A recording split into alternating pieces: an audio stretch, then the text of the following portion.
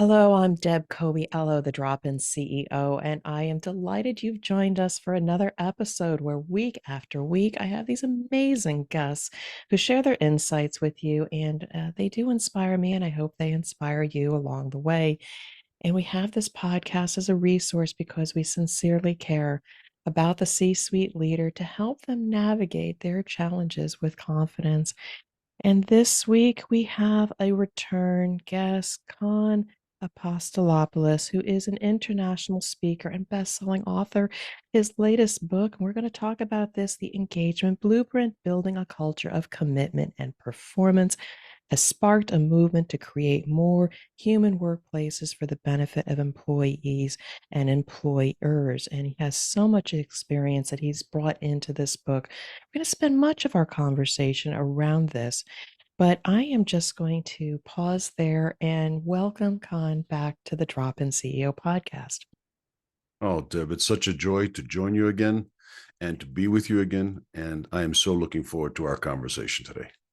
And I am as well. And if you guys are listening, not only do you show up for my great voice, Coach Khan has an amazing voice. So you're going to get lulled into this great conversation. Hopefully, you really appreciate and internalize it. But obviously, he and I are very passionate about leadership and our different perspectives. So we're just going to go back and forth across this conversation. But some of my listeners may not know you, and by the way, this is the second time on the show. We've known each other for some time. We've been great fans of each other. But Khan, I'll give you the floor a bit to share a bit about your story and the work you're doing now.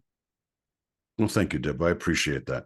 And for those that don't know me, indeed, my name is Kon Apostolopoulos, but most of the people that I work with know me as Coach Kon.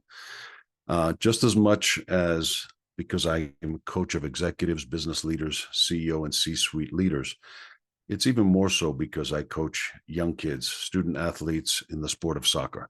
And that's where I originally got the name that I carry with pride today. Um, but more so relevant to our conversation today, the last 30 years or so, I've been involved with developing leaders at all levels, Deb, as you know. You and I share that in common. We have that looking at our operations, looking at our people and seeing how can we make improvements. That's at the heart of all of us that try to lead organizations, try to lead teams. The way that I explain it best to people in my current role as CEO and founder of Fresh Biz Solutions, I support my clients by making sure that their business plans, where they've invested to make all these strategies and all these plans to move their organizations ahead, they have a people plan to match that. Because unfortunately, if you don't have the people to execute the plan, it's not worth the paper it's written on. And in this case, that manifests a lot of times through leadership development workshops, building emotional intelligence, coaching, yes, coaching individuals and groups to make sure that they are fully committed to the organization's goals, their shared goals, making sure that through speaking engagements that I help build teamwork and collaboration and making sure that everybody is focused in the right direction, the same direction. And then finally, through the people systems and through consulting to make sure that the way that things are set up on their human capital and people systems, every dollar that they spend is a dollar well spent because it aligns with their priorities and ultimately to get them so they have a pipeline of leaders that are ready, willing, and able to execute that business plan. You know, what I love about what you say is, again, being very human centric. And again, sometimes people just say, oh, that's for the HR department, or I bring in talented people. I don't need to spend time there. But as I have matured and come to realize you can, give people platforms, tools, and beat them to get certain results. But the greatest sustainable return on their investment is when you close gaps in people's ability to, one, just their own confidence and being able to navigate, and also the human dynamics. People are hired for their technical skills, but when you break down those barriers and give them the skills they need to perform, which is a little bit different, not just get activity, but truly perform to whatever the purpose is, you're going to get long-term sustainable results. And that's why you and I are talking, because we so get it. It's what leaders should be focused on more so than just the results. Exactly. And you can get short-term results by thinking in short-term ways, whether it's through manipulation, through fear, through bribing them to perform well. But those are all short-term gains. You know, and I know that if we're going to get sustainable results, we need to get buy-in. We need to get people's commitment to this. And the way that that manifests is through engagement. And leaders have the ability to really shape environments, to create the kind of environment where people will want to show up and give their best. The difference between high-performing organizations in any industry and the mediocre ones is that engagement, is that ability to harness the discretionary effort that their people have, that they can bring to the table. You know, you can hire people, you can pay them, and if you keep thinking that it's a transaction, that hey, I give you a paycheck, give me what it is that you need to give me, what the job description says, you're not going to get very far. And that's why we see all of the recent phenomena, whether it's the Great Resignation, followed by the quiet quitting, followed by the silver tsunami and mass resignations of more mature workers that finally gave up on all of this. That relationship between employers and employees is a very fragile one. And even now, it is still on the precipice. It's on a breaking point. And it's something that we really need to understand as leaders. And it's something that we need to pay attention to because our long-term success depends on that. As leaders, by the very definition, we are hoping to get results through our people and with our people, not despite them, not on their backs. So you and I are singing from the same song sheet here, but there are people out there that use the old playbook, man. And the interesting thing is my new book that's going to be written is the new CEO playbook, your book, the engagement blueprint. There's some kind of commonality here. So people that just want to hammer people and get results, you can stop listening now. This program is not for you. But when it comes to those people, like, talk to me though about that potential client of yours. What are they thinking? What are they feeling? And what would you say to them? Because really, I know I only want highly aware leaders that realize something's got to change. If you could talk to that leader who's listening in my audience right now who hasn't yet engaged with you, what are some things that you might be saying to them now that might tip them over and maybe give you or me a call? Well, many leaders out there are scratching their heads. They've been trying a lot of different things, whether it's, one-offs or putting, pizza and foosball tables in the break room, trying to think that this is some sort of fraternity or sorority. It's not. People want to come to work and feel like they're part of something bigger. The way that I look at it and the research that I've done is if people think that this is kind of like okay, let's go gather around, let's gather, let's join hands, let's sing Kumbaya. It is not. I've done my research and other organizations, very reputable organizations have done their research. Right now, let me throw out some figures out there to kind of catch the attention of some of those people that are on the fence step. $8.9 trillion. That's the amount last year that was in lost productivity calculated by Gallup across the globe for businesses. 8.9 trillion. That's almost 9% of the global GDP, lost productivity. When you look at that and people think, well, that doesn't impact me. That's a big number. That's way out there. What does that have to do with me? I invite them to do some back of the napkin math with me. I want them to think about the simple fact that on average in the US, which is considered much better from an engagement standpoint than the rest of the world, we're looking at 1 in 3 people that are saying they are engaged at work. So when you're sitting around that next meeting table and you're sitting around with your peers or the direct reports, I want you to look to your left and to your right, because only one of you is actually pulling their weight and fully there present doing their thing. And when you translate that into further dollars for your business, take that 1 in 3, do the estimate with how many people are on your payroll. On average, there's a 34% loss in cost and productivity. What that means is that for every $10,000 you're paying that person, $3,400 are lost productivity. That's what it's costing you. And these people over time, if you don't re-engage them or do something about them, you are running the risk that that cancer is going to spread throughout your organization. And before you know it, you have a toxic environment. Now, on the flip side, because I don't want to be a doomsday sayer, I'm just as positive as you are, Deb, about this stuff. When you look at this, high-performing organizations that show high levels of engagement, Guess what? They are about 19.2, almost 20% higher operating revenues they gain from being engaged. They show signs that they are about 3 times more profitable than their peers that show low engagement. And as far as retention, almost 90%, 87%, according to one study, almost 90% of people in engaged organizations say they have no reason to look elsewhere. So if you're looking to make payroll on Friday and you're wondering, why am I losing money? Look no further than the engagement opportunities within your team. That's what I would say to these people. It's interesting you say that as I, court different CEOs or C-suite leaders for my consulting services. One of the first things that I do is, yeah, let me take you to the floor. Let's talk to this operator. I also like to just see the meetings, the standing meetings, and look at the body language, because there is so much intangible information you can pick up, to your point about the engagement of people. It's like the 800-pound gorilla in the room that, you can't put a number on it. But again, through your research, yes, you can. If you really care about people engagement, you can put a number and a back of the napkin estimate on what it's losing you or potentially gaining for you. But as leaders, we're just blind and we say, just show me the dollars and cents from your controller or director of finance, those hard numbers. But that's just the tip of the iceberg. Those are lagging indicators of what we really should be focusing on as the leading indicators and measuring that engagement. So, so important. No, I agree. I And agree. We think about it this way. You want to know what a leading engager, a leading indicator is for me when I talk to people, Deb? yeah, What is that feeling you have Sunday night or Sunday afternoon as you're preparing for your week ahead? it depends on the football Are you game or the excited soccer or do you have game. a knot? Yeah, yeah, yeah.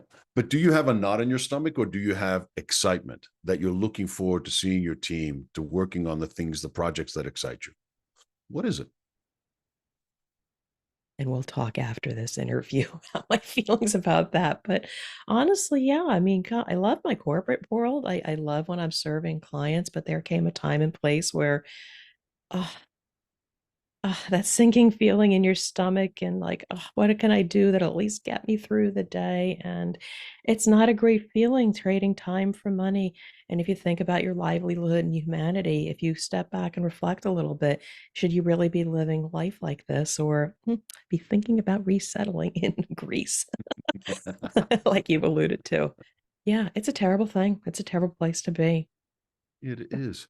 So the question becomes then, okay, so you've got my attention. You've told me what the downside is. You've told me what the upside is. So the conversations pretty much continue, Deb, into what's next. What do I do? And let me give you kind of the synopsis. If anybody wanted to kind of understand what's in the book, The Engagement Blueprint, I talk about the 4 drivers of engagement. And these are things that through my research, through my conversation, through my interview with very well-known leaders, um, I've come to the conclusion that 4 drivers that will merely make a difference for you and your organization. Help people first and foremost feel valued. When people feel valued, they will always give you more than what is expected. How do you do that? Well, simple things. First and foremost, create a safe environment. You talked about the meeting room. When you go in and you observe the meetings, you know if it's a safe space or not. If people feel psychologically safe to speak up, to contribute, not just consume, but to contribute as part of that. When you get out on the floor, are they looking at you with suspicion or are they actually looking at the situation saying, hey, boss, good to see you out here. Let me show you what we're working on. These are the things that you see in a safe environment, physically, emotionally, mentally. Does your environment create inclusivity? Do people feel like they belong there? Are you creating an environment of respect? And respect a lot of times comes in 2 different flavors, Deb. Everybody seems to have respect on their corporate values poster, but true respect, first and foremost, is the respect that we owe each other because we are people. We are all here together and no one is better than another person. We owe that to each other. But the second kind of respect is the earned respect. It's the kind of respect that my team gives me when I go above and beyond. It's that recognition that I'm doing something to move the needle forward. And I could go down the list. Gratitude, again, a simple thank you. That shows people you value them. But don't just throw it away. Don't just say, hey, good job, Deb. If I was to say, Deb, I really appreciate this particular thing that you did, this specific action that you took, this decision, and this is the impact that it had on me and the team.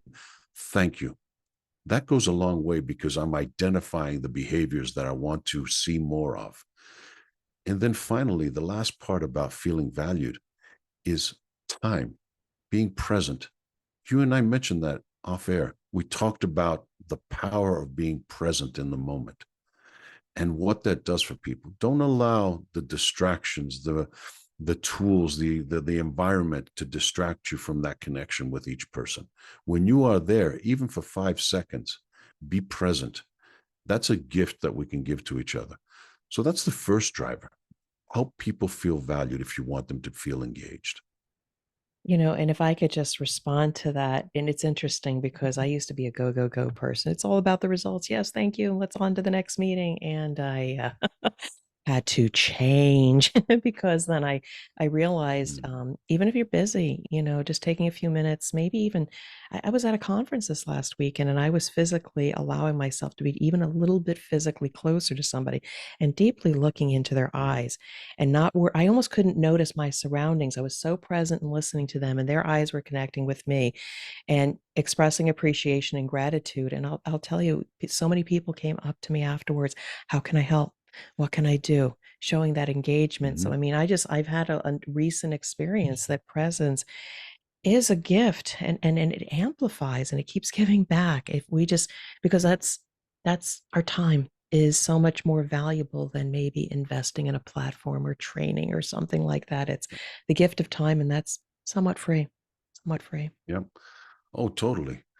But then let's take it further. You talked about the team thing many times in your conversations and your presentations. You talk about the power of the team. I mean, CEOs can't do it themselves. CEOs need their C-suite peer group leaders, their senior team to work with them. But even more importantly, they need leaders at all levels of the organization. They need their frontline leaders to be able to get out there and popularize a lot of the information that needs to get out there, the direction, get people excited about certain things. It's the only way we're going to be able to do that. And that's why I think it's so important to be able to develop those leaders at all levels, because they are the ones that are going to translate your vision to make it happen.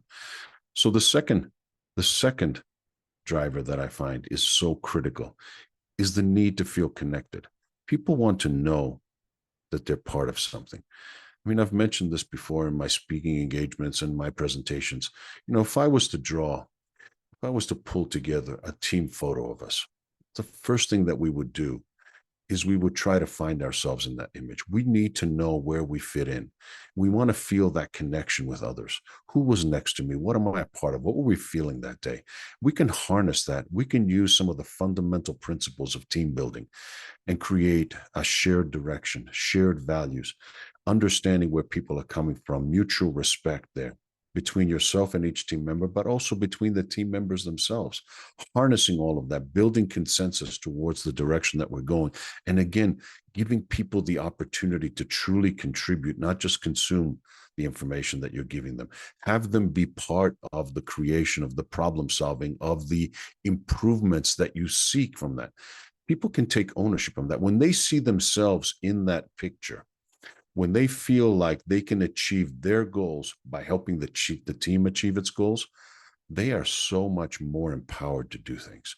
And you can capitalize on that so much because now people are fighting for themselves and the people that they care about. That's the power of connection. And you see that. You see that when we meet other people that support the same sports team or went to the same school. We need that connection to others. That's what unites us and makes us a team. I wish more leaders. Hopefully, this goes viral. This particular podcast, we've got to get that message out there because, yeah, I mean, we think a lot of CEOs think that they can, based on their playbook, get things done because they've been wildly successful before. But if we don't invest in the people. And it's not just for the now of feeling connected and respected, etc.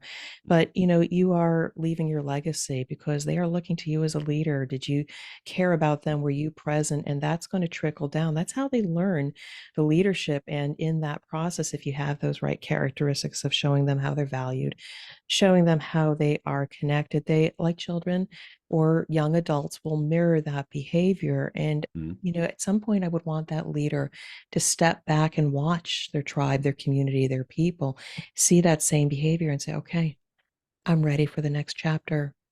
They will take care of the Mhm. business themselves. So, so important, valued, Oh, and being connected. absolutely. And then the third driver that we have is the need that we all have to be productive. You mentioned it yourself. That need at times can get so intense that we go, go, go, go, go. We Mhm. try to produce, we try to get results. And for people that are high performers, that's very addictive. But the power that we have there, if people don't feel like they're making a difference, it's hard to keep that going. I mean, I tell CEOs, look at the power of a volunteer group. Look at the people that are passionate enough to give themselves for no compensation whatsoever because they believe in something. That you can't buy that. You can't create that. So when you have people that buy into your vision, buy into what you're doing, the purpose that you have as an organization, as a team, that is fuel. That is jet fuel to an organization. People want to know where they fit in, even the entry level, the most mundane tasks, the basic things. Can you create a line of sight between what somebody does day in and day out and the impact that it has on the rest of the team, on your customers, on your stakeholders, on the people that you serve? When you can do that, when you can truly make that connection to people, they will feel like they are contributing, they are making a difference. And that's what gets them up in the morning and excited to come to your place of work or wherever it is, to log on if they're remote, whatever it is. They feel that connection is amplified. And now they feel like they're making a difference. So if you want people to feel engaged, show them how to be productive, how to contribute in a meaningful way. So, for those of you who are going to catch us on the YouTube channel in the future, I'm tearing up a little bit only because you're striking a nerve for me. Now, I have since left the corporate environment, though I'm still in service to those that are in a corporate space. And so I understand, helping people being energized, et cetera. But then let's just talk about me a little bit in that I'm building my business. It is a company, it's an entity. I'm building a media arm, et cetera. And it's very interesting. So certainly I bring people along. I pay them for their expertise, whether it's sales or messaging.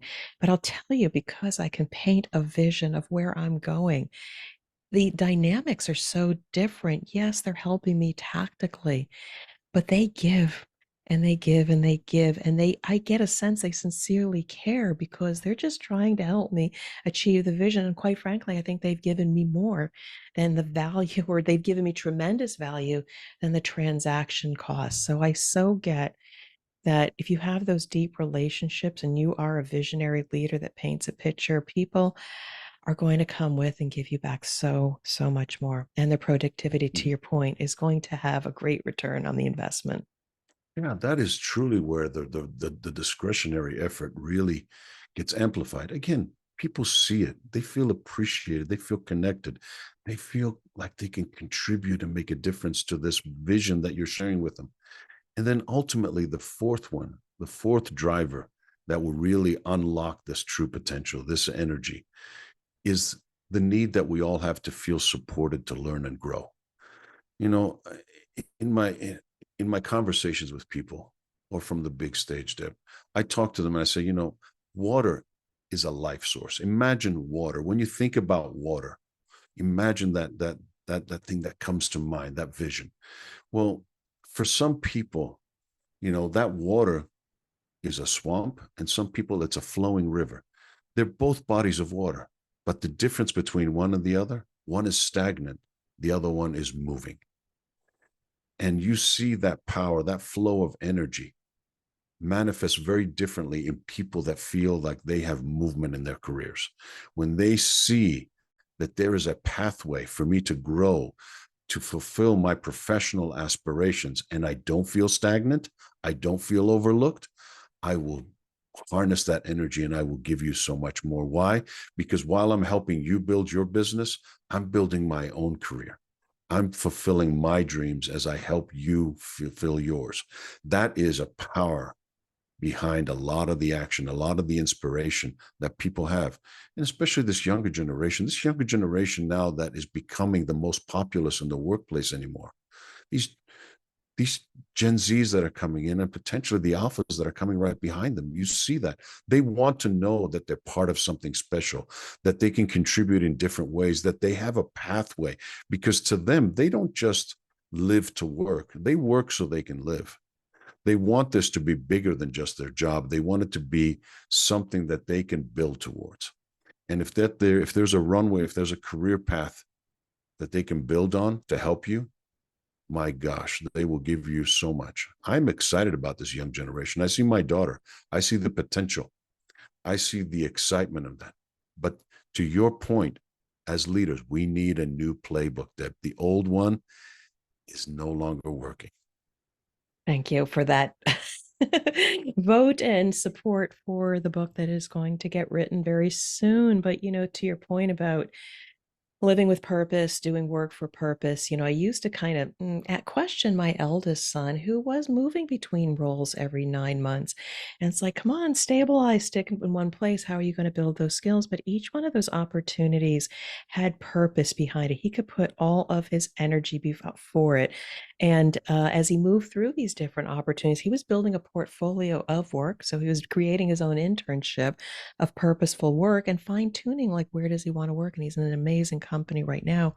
The interesting thing is when you look at our generation, and we may have transitioned and realized that I want to do purposeful work, whether it's community service, starting our own business, or we've in corporate and we say, we can't do this anymore. I need to shift direction. It's interesting how the generations are getting more connected between those that are up and coming and those that have been around, and realizing we've got a lot more in common. I think most of us are looking for that more purposeful work where we're valued, connected, we're productive and supported. So I think your themes are common to every generation, even the ones that are no longer working. They want purpose. They want to be able to leave their legacy as well. So I think your writings and your research transcend many generations and also walks of life. I agree. I agree, because it's not truly not generational. These are not even professional needs. They're not associated with a particular level in an organization or a type of industry. These are human needs. I mean, these apply in our life in general. I mean, wouldn't you want to be in every relationship you have with your family, with your spouse, with your children, to feel valued, to feel connected, to feel like you're productive and you're contributing for them, and that you are feeling supported to continue to become the best version of yourself? Who wouldn't want that? So you're so passionate and articulate about this work, but you decide to do something about it and write your book, The Engagement Blueprint, Building a Culture of Commitment and Performance. Shameless plug, get Kon's book, but just tell us a little bit more about, like, you could have just kind of kept this inside, kept doing speaking events. What propelled you to actually distill it into this book? Well, the need to write is something that is manifested in me over the last few years, from pre-pandemic, when I really started feeling like there is enough in me that I want to start sharing my message, from the people that attended my workshop or my speaking engagement that says, I got so many conisms out of this and I keep telling people about it. You need to write a book. And so the prompt was there and the itch became stronger and stronger. The need became stronger and stronger. So this most recent book, unlike my first one, is actually a manifestation. It is the realization and the crystallization of 30 years of experience and probably a lifetime's worth of influences from people and events that have really, really shaped me. And I felt that I needed to lay down a blueprint, because to me, it's not just about me getting jobs or work or gigs that say, okay, come in and fix this for us. I got tired of fixing a lot of these things. And I realized that we need something bigger. We need to harness the power of the collective, create a community, build a movement towards more human workplaces. To me, transforming the workplace allows companies to win in the marketplace. And when you can truly make workplace well-being a competitive advantage, well, guess what? You are going to be able to light the fire in your people, in your teams, without burning them out, without really creating problems long term. That is the secret sauce. That is the movement that I'm so passionate about, and what I want others to get behind that see that same vision. So I know this will have an impact, and I wish you continue success and being the prophet, being the mouthpiece, being the guide, the guiding light for this important message. And congratulations on the engagement blueprint, as well as your Thank you. previous book, Seven Keys to Navigating a Crisis. The interesting thing for those of you who may watch this on YouTube is the fact that I think my book, The Compass, The CEO's Compass, and his also has a compass on the cover. We actually kind of showed the collaboration that we were, on the same path. We just need a compass to get back on track and a different blueprint or playbook for those C-suite leaders, CEOs of companies that sincerely realize if you care about your people, there may be a different way to energize them and get what you need out of them, but also to be able to leave your legacy and in the memories of others. So I want to give you the floor one last time to share any last thoughts, but this has just been a very inspiring and amazing conversation. Thank you, Deb. Yes, for me, again, for all of those senior leaders that are listening to us, that are wondering, how can I differentiate things? You don't have to pick between getting the bottom line results and taking care of your people. You don't have to choose. That's a false choice.